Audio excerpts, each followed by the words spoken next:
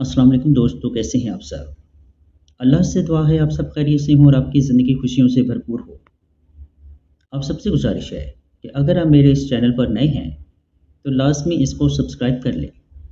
अगर आपको वीडियो अच्छी लगे तो लाइक के बटन को भी ज़रूर प्रेस कर दें। आई होप आप सब मुझे ज़रूर सपोर्ट करेंगे। तो मज़ीद खौफनाक स्टोरीज़ के लिए जुड़े रहिए, मज़ीद हॉरर वॉइस के साथ और हमारी हॉरर फैमिली का हिस्सा बने रहिए। बहुत शुक्रिया दोस्तों। बढ़ते हैं आज की स्टोरी की जानिब। दोस्तों, ये स्टोरी हारिस की है जिनका ताल्लुक गुजरात से है। चलिए सुनते हैं हारिस की स्टोरी उन्हीं की ज़ुबानी। अस्सलाम वालेकुम नसीर भाई, मेरा नाम हारिस है। आज मैं 30 बरस का हूँ, मगर ये वाक़या उस वक्त का है जब मैं सिर्फ 12 साल का था। ये वाक़या मेरी ज़िंदगी की सबसे बड़ी दहशत, सबसे बड़ा सदमा और सबसे बड़ा सबक है। आज भी जब मैं अपनी आंखें बंद करता हूँ तो वो सब मनाज़िर मेरे सामने आ खड़े होते हैं। ये बात है मेरे चचाजाद भाई की शादी की। शादी हमारे गांव गुजरात के एक कस्बे में थी। पूरा गांव खुशी में डूबा हुआ था। औरतें गीत गा रही थी, मर्द तैयारियों में लगे हुए थे और हम बच्चे खुशी से पागल हो रहे थे। लेकिन इसी खुशी के बीच एक खाली मकान था जिसने हमारी जिंदगी पर बहुत गहरा असर डाला। गांव के छोटे से मैदान में रंग बिरंगी झंडियां लगाई गई थी। घर के सहन में ढोल बज रहा था। हम सब बच्चे दौड़ते फिर रहे थे। कोई पटाखे चला रहा था तो कोई फूल बरसा रहा था। मेरी माँ और फूफियाँ हमें बार बार कहती, इधर उधर मत भागो, शाम हो रही है। मगर हम कहाँ सुनने वाले थे। शादी का मौका हो और बच्चे खामोश रहें, ये मुमकिन ही ना था। गांव के कोने में एक पुराना मकान था। ये मकान कई सालों से खाली पड़ा था। कहा जाता है कि यहाँ कोई नहीं रहता, मगर रात को अक्सर रोशनी यहाँ पर नजर आती है या बच्चों के रोने की आवाज़ें सुनाई देती हैं। बड़ों ने हमें बार बार मना किया कि उस मकान के करीब न जाना, मगर शादी की खुशी में हमने इस बात को मजाक समझ लिया। दोपहर को जब सब बड़े खाने और बातों में मसरूफ थे तो हम 6-7 बच्चे इकट्ठे हुए। मेरे साथ मेरा दोस्त आसिम, कज़न हमज़ा और 3-4 और बच्चे थे। आसिम ने कहा, चलो आज उस मकान में खेलते हैं, देखें वाकई अंदर कुछ है या नहीं। हम सब पहले डरे, फिर तजस्सुस हम पर गालिब आ गया। सोचा दिन के वक्त जाएंगे तो क्या नुकसान हो सकता है। वो मकान वाकई डरावना था। दरवाज़ा टूटा हुआ, दीवारों पर काई जमी हुई थी और खिड़कियों के शीशे गायब थे। हमने दरवाजे को धक्का दिया तो चिरचिराहट की आवाज़ के साथ दरवाज़ा खुल गया। अंदर अंधेरा और बोसीदा सा माहौल था। मकड़ियों के जाले हर तरफ लटक रहे थे। पहले तो सब ने कहा कि वापस चलते हैं, मगर आसिम ने जिद की। डर गए क्या? देखो तो अंदर कुछ भी नहीं है। हम अंदर गए तो अचानक ऊपर की मंजिल से बच्चों के कहकहे सुनाई दिए। हम सब साकित रह गए। हमजा बोला, ये आवाज़ कैसी है? यहाँ तो कोई नहीं रहता। आसिम हंसा, अरे ये शायद बाहर से आ रही होगी। मगर मेरे दिल ने कहा, ये आवाज़ें इसी मकान के अंदर से आई हैं। हमने फैसला किया कि यहाँ पर हम आंख मचोली खेलेंगे। मकान के अंदर ही मैं सबको ढूंढने निकला। अंधेरे में भागते हुए अजीब सी बू महसूस हो रही थी। जब मैं कमरे में गया तो दीवार पर किसी ने नाखूनों से अजीब से निशानात बना रखे थे। वो निशानात ताज़ा लग रहे थे, जैसे अभी अभी किसी ने बनाए हों। अचानक हमें आसिम की चीख सुनाई दी। हम सब भागकर ऊपर गए तो वो गायब था। सिर्फ उसका जूता एक कोने में पड़ा था। हम सब चीखने लगे, आसिम कहाँ गया? पहले तो हमें लगा कि वो हमसे मजाक कर रहा है, मगर पूरे मकान में ढूंढने के बावजूद वो न मिला। हम नीचे आए تو اچانک ایک کمرے کی دیوار کے پیچھے سے سرگوشیاں سنائی دینے لگی، ایسی آوازیں جیسے کوئی بچہ رو رہا ہو اور پھر کوئی عورت اسے بہلا رہی ہو۔ ہم سب کے رونگٹے کھڑے ہو گئے۔ حمزہ نے کہا، چلو فوراً باہر نکلتے ہیں، لیکن دروازہ یکدم بند ہو گیا۔ وہی ٹوٹا ہوا دروازہ اندر سے جیسے کسی نے زور سے بند کر دیا۔ ہم دیوار کے ساتھ لگ کر کھڑے ہو گئے۔ اچانک کمرے کے کونے میں سے ایک سایہ حرکت کرنے لگا۔ وہ لمبا سا سایہ تھا، مگر اس کے ساتھ ایک چھوٹے بچے کا سایہ بھی موجود تھا۔ ہم سب نے کلمہ پڑھنا شروع کیا، مگر اسی وقت کمرہ اندھیرے میں ڈوب گیا، جیسے روشنی کسی نے نکل لی ہو۔ میرے سامنے ایک لڑکی کھڑی تھی، سفید لباس، لمبے بال، مگر چہرہ بالکل سیاہ، آنکھوں کی جگہ صرف گڑھے تھے۔ وہ آہستہ آہستہ میری طرف بڑھی اور کہنے لگی، کھیلنے آئے ہو؟ یہاں کھیلنے والے کبھی واپس نہیں جاتے۔ میری ٹانگیں کانپنے لگی۔ میں نے زور سے دروازے کو دھکا دیا۔ اچانک وہ خود بخود کھل گیا۔ ہم سب باہر دوڑ پڑے۔ سانس پھول رہا تھا، مگر ایک مسئلہ تھا، عاصم ہمارے ساتھ نہیں تھا۔ ہم نے بڑوں کو بتانے کی ہمت نہ کی، ڈر تھا کہ سب ہمیں ڈانٹیں گے۔ ہم نے کہا کہ عاصم شاید گاؤں کے باہر کھیلنے گیا ہے۔ شادی کی رات جب لوگ سب خوشی منا رہے تھے، میرا دل ڈوبا ہوا تھا۔ عاصم واپس نہیں آیا تھا۔ اس کے ماں باپ پاگلوں کی طرح اسے ڈھونڈ رہے تھے۔ ہم میں سے کسی نے سچ بتانے کی ہمت نہ کی۔ رات کو جب میں صحن میں سو رہا تھا، مجھے لگا کوئی میرے پاس کھڑا ہے۔ آنکھ کھلی تو دیکھا یا عاصم ہے، مگر اس کی آنکھیں خالی تھیں۔ وہ آہستہ سے بولا، حارث، تم کیوں نکل آئے؟ مجھے بھی بچا لو۔ میں چیخ کر اٹھ بیٹھا۔ سب لوگ میری چیخ سن کر بھاگے، مگر وہاں کوئی نہ تھا۔ اس رات کے بعد میری زندگی بدل گئی۔ عاصم پھر واپس نہ آیا۔ سب نے کہا شاید وہ کہیں گم ہو گیا ہے یا کسی نے اغوا کر لیا ہے، مگر میں جانتا تھا وہ اس خالی مکان کے اندر ہی رہ گیا تھا، اور یہ تو صرف آغاز تھا۔ اصل دہشت ابھی باقی تھی۔ شادی ختم ہو چکی تھی، لوگ واپس جا رہے تھے، لیکن ہمارے خاندان پر ایک عجیب سا سایہ چھا گیا تھا۔ عاصم کی گمشدگی نے سب کو توڑ کر رکھ دیا تھا۔ سب کہتے تھے کہ پولیس کو اطلاع دو، مگر میرے تایا عاصم کے والد بضد تھے کہ یہ کوئی دیہاتی دشمنی ہے، کوئی اسے بھگا کر لے گیا ہے۔ میں اندر سے کانپ رہا تھا۔ میں جانتا تھا کہ حقیقت اس سے کہیں زیادہ خوفناک ہے، لیکن زبان بند تھی، سچ بتانے کی ہمت ہی نہیں ہو رہی تھی۔ رات گئے میں نے اپنی تائی کو دیکھا۔ وہ صحن میں بیٹھی رو رہی تھی اور بار بار کہہ رہی تھی، میرا بچہ ابھی آئے گا، وہ ضرور آئے گا۔ ان کی حالت دیکھ کر میرا دل ٹوٹ گیا، مگر ایک عجیب سا خوف مجھے بولنے سے روکے ہوئے تھا۔ چوتھی رات کو جب سب لوگ سو گئے تھے، میں نے ایک آواز سنی۔ وہ بالکل عاصم کی آواز تھی۔ وہ کہہ رہا تھا، حارث، دروازہ کھولو۔ میں لرز گیا۔ میں نے صحن کا دروازہ کھولا تو وہاں کوئی نہ تھا، لیکن زمین پر کچی مٹی میں چھوٹے چھوٹے گیلے قدموں کے نشانات نظر آ رہے تھے، جیسے کوئی بچہ ابھی ابھی بھاگا ہو۔ اگلے دن میرا کزن حمزہ میرے پاس آیا۔ اس نے آہستہ سے کہا، کل رات مجھے بھی عاصم نظر آیا، وہ کھڑکی پر کھڑا تھا۔ میں نے حیرت سے پوچھا، کیا؟ پھر تم نے چیخا کیوں نہیں؟ حمزہ بولا، وہ مجھے دیکھ کر مسکرا رہا تھا، لیکن اس کی آنکھیں بالکل خالی تھیں۔ ہم دونوں ایک دوسرے کو دیکھتے رہ گئے۔ ہم نے فیصلہ کیا کہ جو بھی ہو، ہمیں دوبارہ اس مکان میں جانا پڑے گا، ورنہ یہ بھٹکنے والا سایہ ہمیں سکون نہیں لینے دے گا۔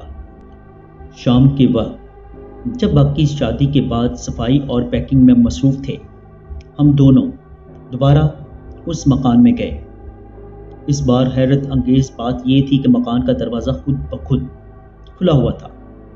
اندر اندھیرا پہلے سے زیادہ گھنا تھا۔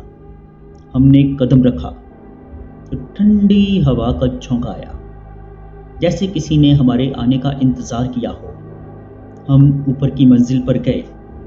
وہاں دیوار پر تازہ خون سے لکھا ہوا تھا، وہ یہاں ہے۔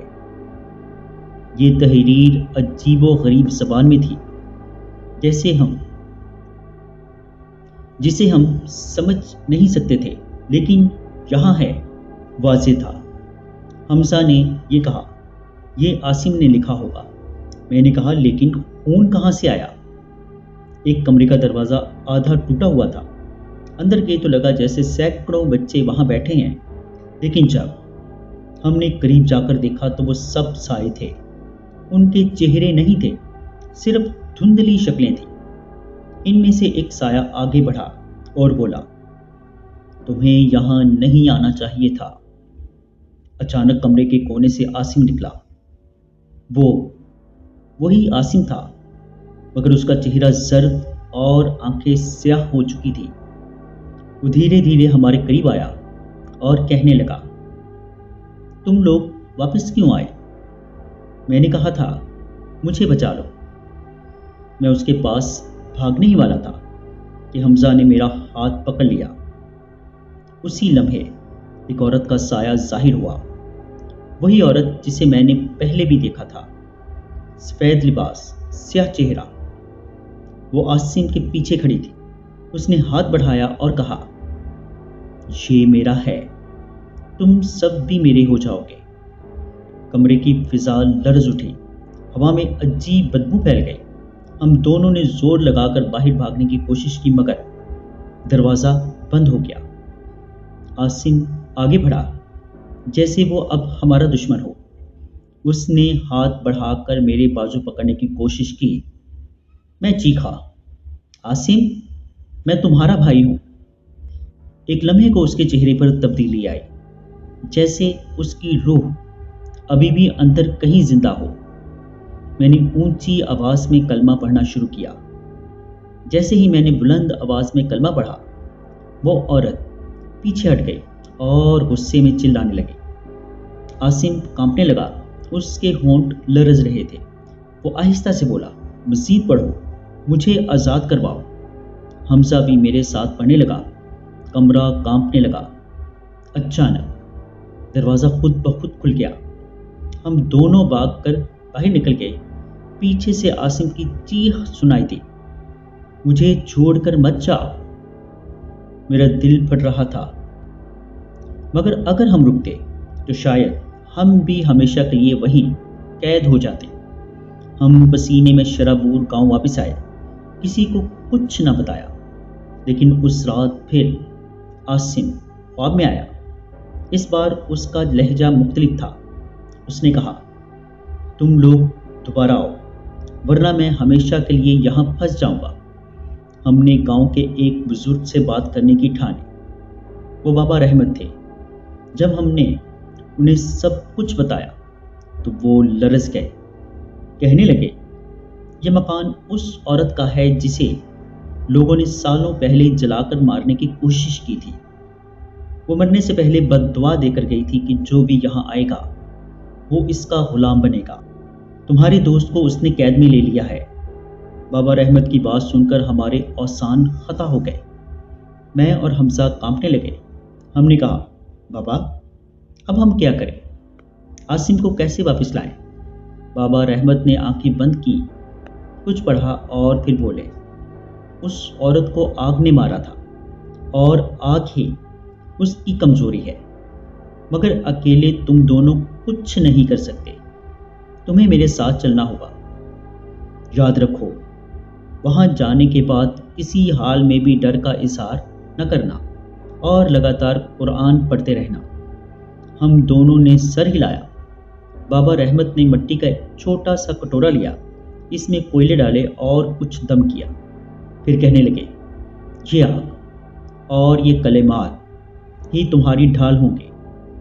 رات گہری ہو چکی تھی۔ شادی والے گھر میں لوگ اپنی دکھ اور تھکن میں سو گئے تھے، مگر ہم تینوں چپکے سے اس خالی مکان کی طرف چل پڑے۔ चांद बादलों में छुप रहा था, हवा सर्द थी और पूरा गांव किसी अनजाने खौफ में डूबा हुआ लग रहा था। जब हम मकान के करीब पहुंचे तो दरवाज़ा पहले ही खुला हुआ था। अंदर मुकम्मल अंधेरा था, जैसे रोशनी वहां दाखिल होने से डरती हो। बाबर अहमद ने हमें पीछे रहने का इशारा किया और खुद आगे बढ़े। हम अंदर दाखिल हुए। हवा में फिर वही बदबू फैली हुई थी। ऊपर से सरगोशियां सुनाई देने लगी। वो वापस आ गए। मेरा दिल धड़कने लगा। हम ऊपर की मंजिल पर पहुंचे तो वही कमरा था। दीवारों पर खून की तहरीरें इस बार ज्यादा वाज़ेह थी। ये सब मेरे हैं। कमरे के अंदर वही औरत खड़ी थी, सफेद लिबास, स्याह चेहरा और साथ वही नन्हे साए। इन सब के दरमियान आसिम जमीन पर बैठा था। उसकी आंखें अब भी खाली थी, मगर चेहरे पर अज़ियत थी। औरत ने हमें देखकर चीख मारी, ये मेरा है, कोई इसे मुझसे नहीं छीन सकता। बाबर अहमद ने फौरन बुलंद आवाज में सूरह यासीन पढ़ना शुरू कर दी। हम भी उनके साथ शामिल हो गए। कमरे की फिजा लरजने लगी। औरत के चेहरे पर गुस्सा बढ़ता गया। वो करीब आई, मगर बाबर अहमद ने आग वाला कटोरा उसके सामने कर दिया। जैसे ही आग की रोशनी उस पर पड़ी, वो तड़पने लगी, चीखें मारने लगी, ये आग बुझा दो। हम और ज्यादा जोर से पढ़ने लगे। कमरे के साए बिखरने लगे। आसिम जमीन पर तड़प रहा था, उसकी आंखों से पानी निकल रहा था। औरत ने आखिरी बार गजबनाक निगाहों से देखा और चिल्लाई, तुमने उसे छीन लिया, मगर याद रखो, ये मकान कभी किसी को सुकून नहीं लेने देगा। इतना कहकर वो धुएं के बादल की तरह गायब हो गए। औरत के गायब होते ही कमरा पुरसुकून हो गया। वो सब साए एक एक करके हवा में तहलील हो गए। आसिम बेहोश होकर गिर पड़ा। हम दौड़े और उसे सहारा दिया। बाबर अहमद ने उसके सर पर दम किया। कुछ लम्हों बाद आसिम ने आंखें खोल दी। उसकी आंखें अब खाली नहीं थी, उनमें वही पुरानी चमक वापस आ गई थी। वो आहिस्ता से बोला, हारिस, मैं आज़ाद हो गया हूँ। मेरे आंसू बह निकले। मैंने उसे गले से लगा लिया।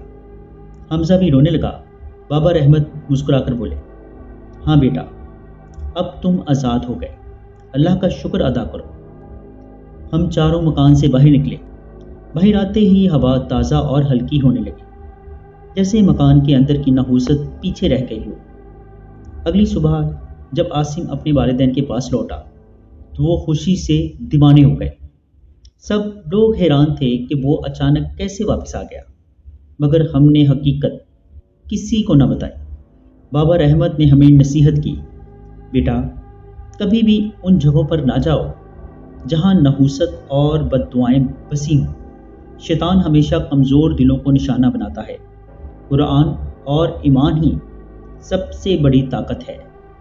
उस दिन के बाद हमने कभी उस मकान के करीब कदम तक न रखा। कुछ अरसे बाद लोगों ने उसको गिरा दिया ताकि उसके असरात हमेशा के लिए ख़त्म हो जाए। लेकिन आज भी जब मैं गांव जाता हूँ और उस जगह के पास खड़ा होता हूँ तो मेरे कानों में आसिम की वो आवाज़ गूंजती है, मुझे बचा लो। और दिल अल्लाह का शुक्र अदा करता है कि हमने ईमान और दुआ के ज़रिए अपने दोस्त को अंधेरे की कैद से छुड़वा लिया। जी दोस्तों, कैसी लगी आपको स्टोरी? कमेंट बॉक्स में अपनी राय का इजहार ज़रूर कीजिएगा। अगर आप या आपके किसी जानने वाले के साथ कोई ऐसा खौफनाक या नाकाबिले फरामोश वाक़या पेश आया हो और आप उसे हमारे साथ शेयर करना चाहते हो तो नीचे डिस्क्रिप्शन में मौजूद मेरे व्हाट्सएप नंबर पर हमारे साथ शेयर कर सकते हैं। अपना और अपने घर वालों का बहुत सा ख्याल रखिएगा। मुझे और मेरे घर वालों को अपनी खुसूसी दुआ में याद रखिएगा। अल्लाह ने चाहा तो मिलते हैं किसी और खौफनाक स्टोरी में। तब तक के लिए अल्लाह हाफिज़।